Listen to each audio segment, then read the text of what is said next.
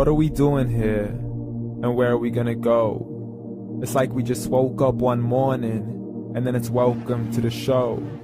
Don't ask any questions, just go with the flow. Make as much money as you can and try your best not to get broke. Copy everything you see on the TV, from the hairstyles to the clothes, and don't think too often, just do exactly as you're told. And if you ever get confused, then just turn towards the alcohol. You'll still hear your thoughts, then just turn up the radio as you learn to live a lifestyle of drugs, sex, and rock and roll.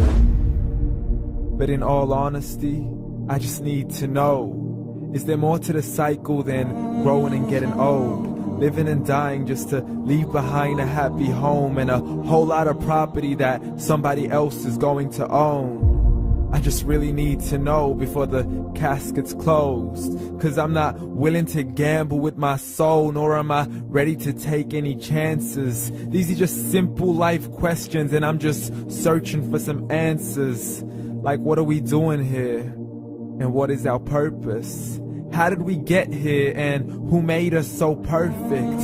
And what happens once we go, or is this world all really worth it? Questions we don't answer because apparently we don't really have to. There's no purpose to this life and our existence is merely natural. Then in that case, please let me ask you, did you create yourself, or was it somebody else who had fashioned you? 'Cause you're a being that's impeccable, faultless and unparalleled. You're a product of supreme intelligence and I'm merely being rational. For there isn't a camera on this earth that can come close to the human eye, nor a computer that can compete alongside the human mind. And if the whole world was to come together, we wouldn't be able to create a single fly. So many signs, yet we still deny. As science tries to justify that all this could come from none, when it's a simple sum. 0 plus 0 plus 0 cannot possibly ever give you 1. So from where did all this order come?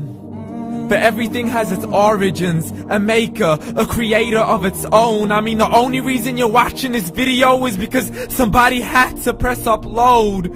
So we can believe in the Big Bang, but I'd rather believe in He who caused it to explode. Allah, the creator of everything along with every single soul.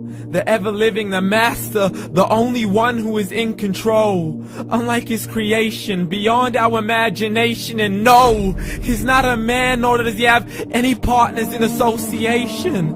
He's on his own. And no, he did not ever leave us alone. Just like every manufacturer, he left us with an instruction manual. The Quran and Islam, and I'm sorry to jump to conclusions, but it's the only one possible.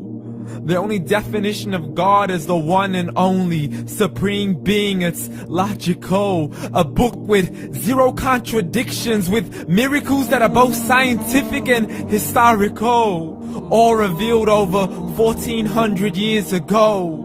Like the detailed description of the human embryo. The descriptions of the human embryo in the Quran cannot be based on scientific knowledge in the 7th century. To the mountains as pegs holding firm the earth below, and the 2 seas that don't mix in a complete separate flow. To the planets in orbit, alternating night and day as they stay in flow. The expansion of the universe and the creation of everything from H2O.